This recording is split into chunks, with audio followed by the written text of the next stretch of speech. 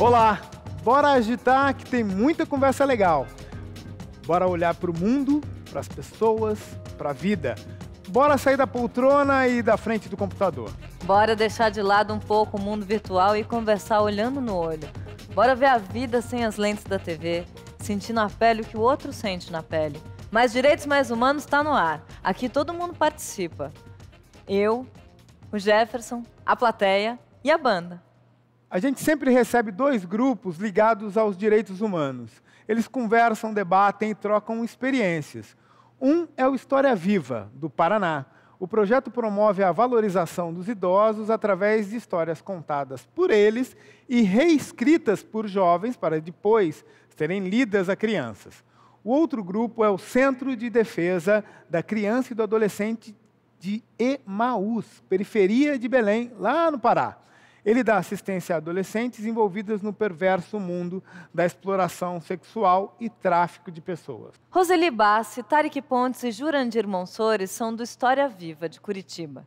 Para eles, o elo entre crianças e idosos é o grande mote do Instituto. Afinal, como disse Carlos Drummond de Andrade, pouco importa que venha a velhice. Que é a velhice? Teu ombro suporta um mundo e ele não pesa mais que a mão de uma criança.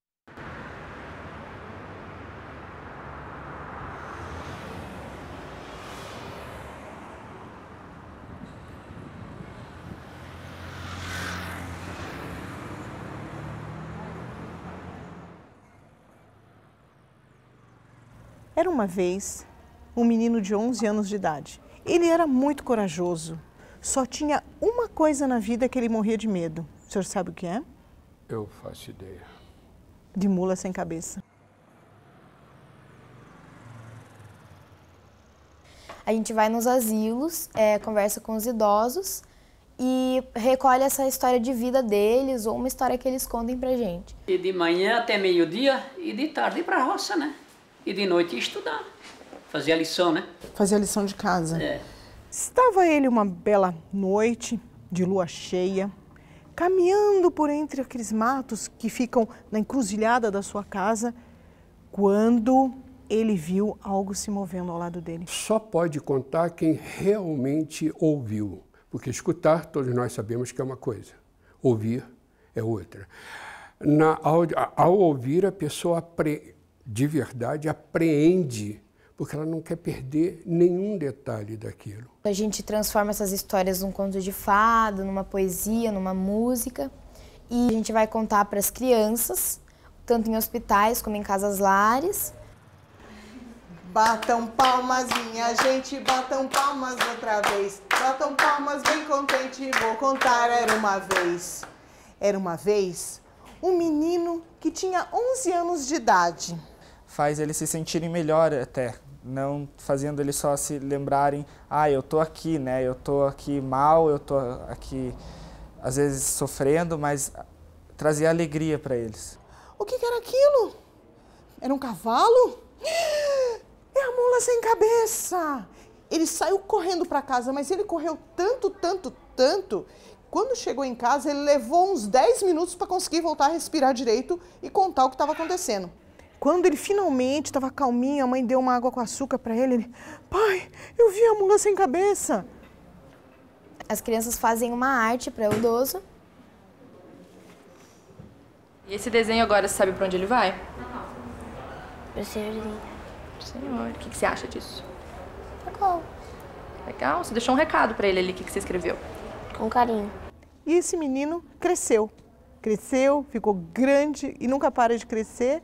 E hoje está aqui recebendo de volta a sua história com um presente que foi também feito pela criança. A Raísla estava internada no hospital para fazer uma cirurgia. Me causou um tremendo conforto, me confortou muito. Eu sabia que uma criança ouviu e teve, inclusive, a ideia de fazer aquele não foi um rabisco, muito mais que um rabisco, aquela coisa linda. Acho maravilhoso, não tem palavras para dizer de tão lindo que é. É uma recordação tão boa que você nem imagina.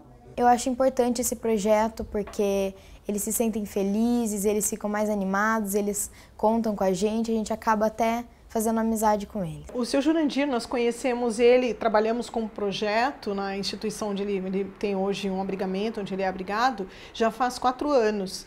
E quando nós chegamos na instituição, a própria postura física dele era de uma pessoa muito deprimida, com uma autoestima muito baixa. Mas quando nós chegamos com o projeto e passamos a atuar ativamente com ele, nós percebemos uma transformação muito significativa.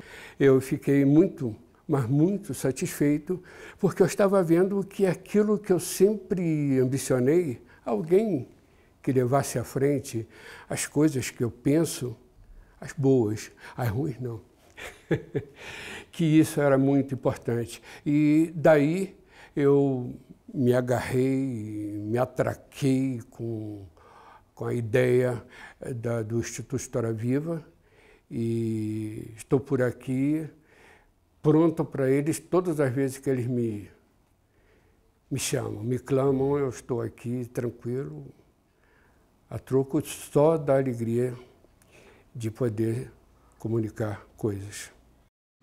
Ok. Roseli, conta um pouquinho da história desse projeto, como surgiu, por que os idosos, por que essa escolha? Nós começamos a mobilizar esse projeto, já faz cerca de 7 anos que ele existe. Então eu comecei nesse exercício, puxa, então vamos ouvir essas histórias. Então o idoso passou a ser o protagonista, cedendo um episódio da sua biografia, que não precisa necessariamente ser a história inteira dele. Né? Na visão holística, nós podemos ouvir uma parte de uma história e encantá-la. E depois contar para uma criança que, com sua visão de pureza, ela pode traduzir aquele episódio numa arte e despertar valores, criatividades dela que ela também nem reconhecia e devolver para esse idoso. Então nós pensamos em fazer esse ciclo, né, nesse exercício.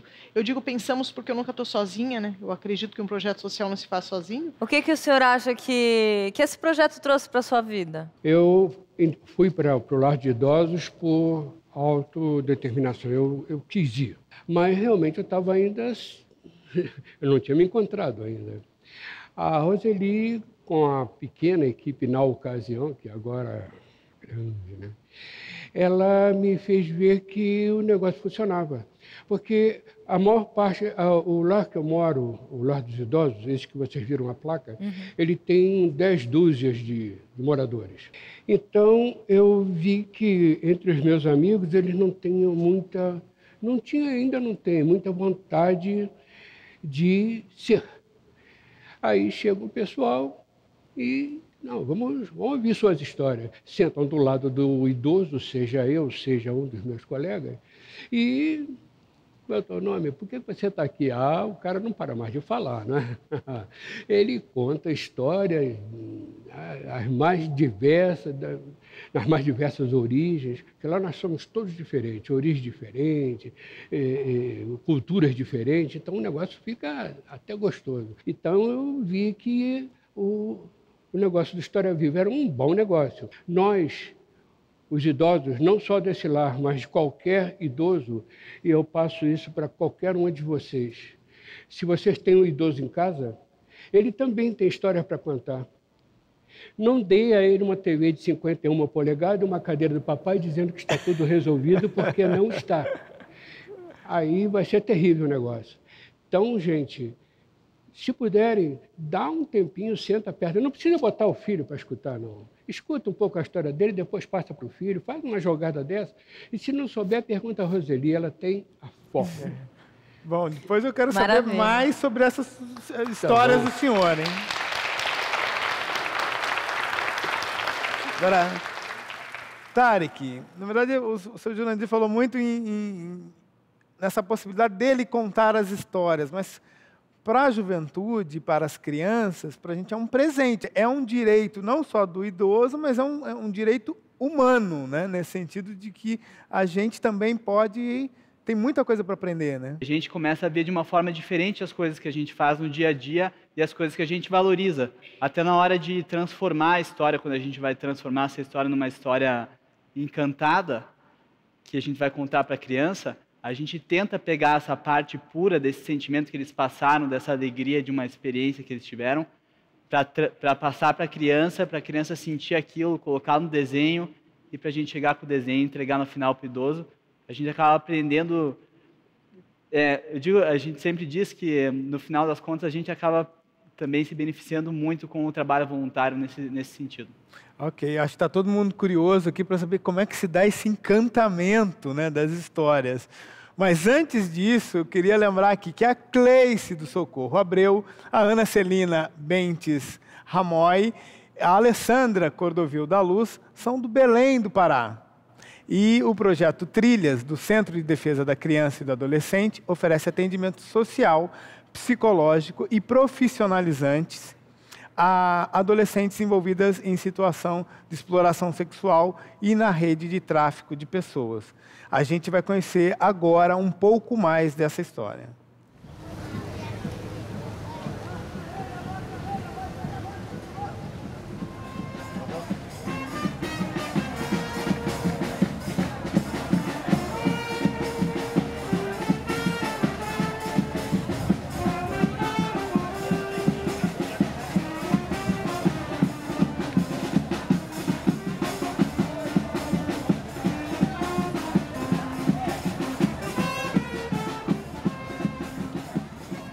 Nós estamos numa região que faz parte de um estado que nós chamamos estado de fronteira. Nós estamos muito próximo do Amapá e o estado do Pará ele acaba sendo um espaço que a gente chama de passagem ou de dormitório para esse processo migratório, para essa negociação, tanto que envolve homens, mulheres, crianças e adolescentes, para esse fim que é o fim da exploração comercial, da qual faz parte esse contexto, essa dinâmica da negociação para os dois movimentos, que é o tráfico de pessoas e a exploração sexual de crianças e adolescentes. Pela desculpa da pobreza, muitas pessoas aceitam, poxa, mas ela é pobre, a única forma que ela tem é essa. Muitas meninas dizem para nós, né? Eu lembro uma vez, eu entrevistei uma menina, ela dizia, mas doutora, eu só tenho duas alternativas, ou eu vou ser empregada doméstica ou eu vou ser prostituta, e eu prefiro ser prostituta, porque eu não gosto de cozinhar, não gosto de lavar. Então você tem uma menina onde é oferecido dois caminhos na vida dela, ou ela vai virar prostituta, ou ela vai virar empregada doméstica. E dois caminhos de exploração, muitas vezes. Ou ela vai ser explorada de uma forma, ou vai ser explorada de outra. Então você tem uma sociedade que não oferece oportunidade para essa menina ter condições de se desenvolver, ser incluída socialmente, ter políticas de empregabilidade, de inclusão digital, enfim, que possibilitem o seu desenvolvimento.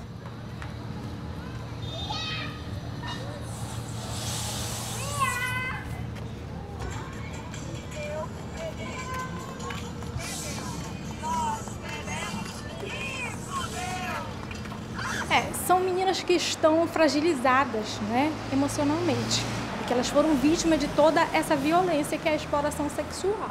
Né? Se elas não foram vítimas da própria violência, mas são vítimas de todas as circunstâncias que elas vivenciam e que as deixa vulnerável a essa situação de exploração. Elas não têm autoestima, né? Elas não têm perspectiva de vida, né? Elas apresentam comportamento muito introspectivo, né? Ou seja, elas estão com o seu estado, com o seu pessoal, lado emocional, muito abalado, muito fragilizado.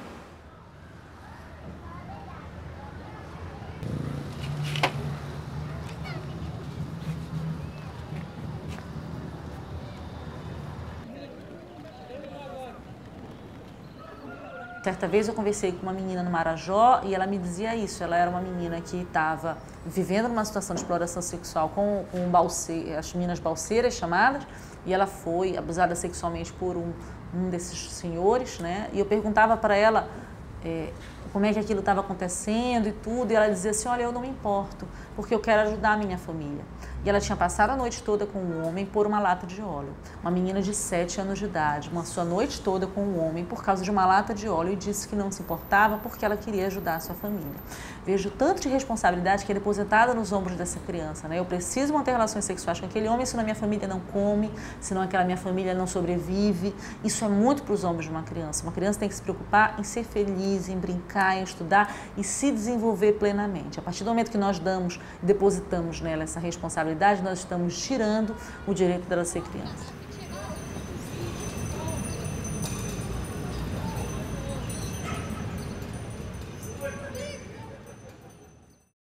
Cleice, oi. Faz um quadro para a gente entender atualmente qual que é a situação de exploração das crianças e adolescentes no estado do Pará. É muito sério, porque as pessoas acham que, quando se fala em exploração sexual no Brasil, pensa-se nos interiores do Pará, em Belém do Pará. A gente tem sido foco, né, nacional. A gente tem realmente a situação dos ribeirinhos nos nossos interiores, e o que a moça fala muito bem é que existe uma responsabilidade de que essas crianças e adolescentes elas sejam responsáveis, às vezes, pela alimentação por conta da pobreza, mesmo do estado de pobreza. O SEDEC ele trabalha numa perspectiva da intervenção judicial. E é importante a gente perceber de como essas meninas vítimas são, na verdade, revitimizadas dentro de um processo, são até muitas vezes responsabilizadas por esses atos. Nós temos decisões do Estado do Pará em que o juiz chegou a afirmar que não existem crianças de 8 e 9 anos, hoje existem mulheres de 8 e 9 anos. Então é nesse perfil machista, discriminador, que a gente trabalha ainda dentro da justiça. E é isso que a gente precisa discutir. Nós precisamos ter um judiciário que perceba isso dentro de um contexto de violação de direitos humanos. Prostituição infantil ou exploração sexual? Por que a Cleice usou exploração sexual e não prostituição infantil? É importante a gente perceber, primeiro, que isso é uma questão de gênero. Não é? E quando se envolvem crianças e adolescentes nesse problema, sempre há um preconceito muito forte de que essas meninas estão na exploração sexual porque querem. Essa é a primeira afirmação. Depois, que elas que provocam os aliciadores. E terceiro, de que, de certa forma, elas não querem sair disso. Então, todo esse problema que envolve a violência sexual, que está relacionado com o aliciamento de crianças e adolescentes, a gente precisa perceber, primeiro, que sociedade nós estamos. Uma mulher ela tem o direito de optar ou não pela sua vida sexual da forma que bem entenda, desde que ela seja adulta e possa, com isso, fazer a opção. A adolescente, a criança e a adolescente está numa fase diferenciada. Então, nesse processo que a gente precisa discutir a exploração sexual. Não massificando um discurso machista e discriminador da mulher. Queria saber se tem alguém da plateia, uma amiga ali que queira participar. Vocês percebem que essa exploração sexual é um ciclo familiar, né? Se existe uma tendência, a mãe, a avó sofreram, a tia, a prima, e essas meninas que vocês atendem também, por consequência desse ciclo histórico, acabam sofrendo também, se existe essa tendência. E se vocês fazem algum tipo de trabalho com as famílias, com a figura feminina dessas famílias. Na exploração sexual, o que a gente já vivenciou, o que a gente já vê, é que o ciclo da pobreza mesmo. Nem sempre a mãe teve uma história de prostituição. A gente trabalha com grupos de prostitutas lá, até uma lembrança aqui do GEMPAC, que é um grupo de prostitutas da área central de Belém, e a gente vê que a expectativa das prostitutas é outra, é tentar se organizar e procurar trabalhar com os filhos outras formas de oportunizar a vida para elas. Não é? Então, eu não posso dizer que nós, o grupo de meninas que a gente trabalha, que esse é um ciclo, não. A gente trabalha, sim, com as famílias. Não é? Infelizmente, a gente não pode trazer muitas imagens por causa da exposição das famílias e das meninas no trabalho que se faz. Mas é importante o envolvimento da família, principalmente porque a gente tem muito a imagem da família perfeita, né? Aquela mãe que sempre protege, aquele pai que sempre protege. Geralmente o pai não está presente e nem sempre é assim. Existem, sim, histórias de que a mãe acaba incentivando por uma questão de necessidade, de pobreza e pela vivência que se tem. Eu acho que tem mais gente aqui na plateia que quer falar. Tem? Ali. É só para o História Viva. Eu tenho amigos e a gente tem normalmente uma observação de que os idosos às vezes são tratados de forma muito infantilizadas, né? Mas ao mesmo tempo, vendo o trabalho de História Viva, a gente percebe que eles tratam os idosos com relevância, com conteúdo, com sabedoria. Vocês estão percebendo que é uma tendência isso mudar, ou seja, o tratamento aos idosos com esse trabalho é que eles são realmente pessoas que devem deve ser observado o conteúdo deles, prestar atenção, ou isso é uma atividade isolada, mas eles normalmente, pela experiência de vocês com idosos, eles são tratados de forma infantilizada e é só uma ação solitária isso? Se o nosso propósito é valorizar a sabedoria dele, nós não podemos reduzi-la, né? Transformando ou entendendo, embora alguns tenham algumas questões de cognição comprometida já pela faixa etária, não significa que ele se tornou criança, né? Senão nós estaríamos até anulando o nosso processo. Então, os voluntários são preparados, né? Foi bem-vinda até a sua pergunta para esclarecer quem talvez possa ter vontade de um dia participar de um processo desse, são preparados a respeitar, acima de tudo, aquele momento em que o idoso está, e também evitar a síndrome do coitadismo, né? Chegar lá e falar, ai, coitadinho do vovozinho, né? Olha só que foi abandonado. Não existe uma maneira de nós promovermos uma transformação social se nós ficarmos sempre apontando para todas as direções, sem buscar um foco que traga uma solução. E para você conectado com a rede, saiba mais sobre as experiências do Mais Direitos, Mais Humanos no nosso site. Lá você vai poder participar postando seus comentários e compartilhando todos os programas com seus amigos. Confira também o programa nas redes sociais. A banda convidada de hoje é o Truman Super Sub América. E eu quero saber, obviamente, um pouco da história da banda, né? Então, tem muito a ver com tudo isso que está se conversando.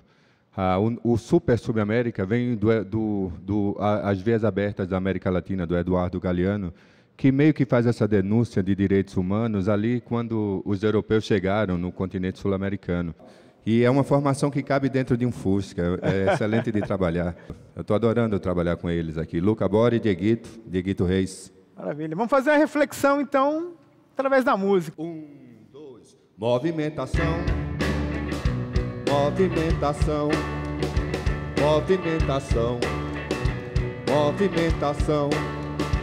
E o sol ainda por vir, todo mundo espera a próxima explosão, a bomba que desmantelou o Recife.